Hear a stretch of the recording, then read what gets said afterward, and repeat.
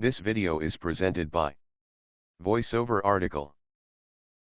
Everybody wants to give their children the best possible start in life, and make their future as secure as possible. Two ways of helping them, money-wise, are by encouraging them to save with their own bank account, and by making investments on their behalf.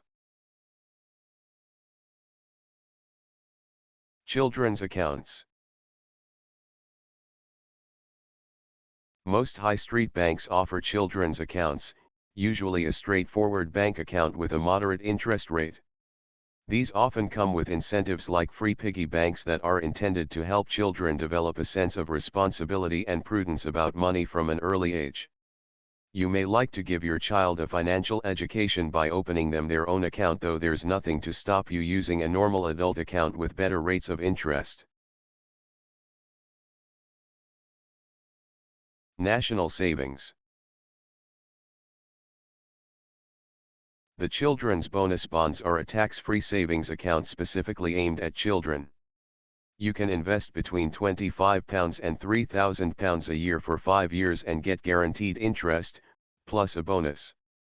Many people choose to give premium bonds as gifts for children's birthdays. If they win, it could give them the best present ever. Child Trust Bonds. The government have introduced a special scheme to give children a savings account from the very beginning. Any child born after September 1, 2002 is entitled to a voucher worth £250 to be invested in a savings account. Visit www.childtrustfund.gov.uk for details. It's a good idea to invest for your children's education as early as possible, whether that means private school fees or supporting them when they go into higher education.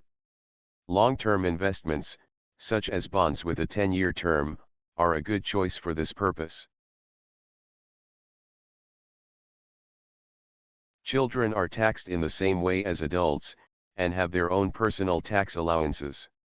If you give money or assets to your own child and it produces an income of £100 or over, the income is counted as yours and taxed at your top rate. You can avoid this rule by choosing investments with tax-free returns or capital gains, rather than income.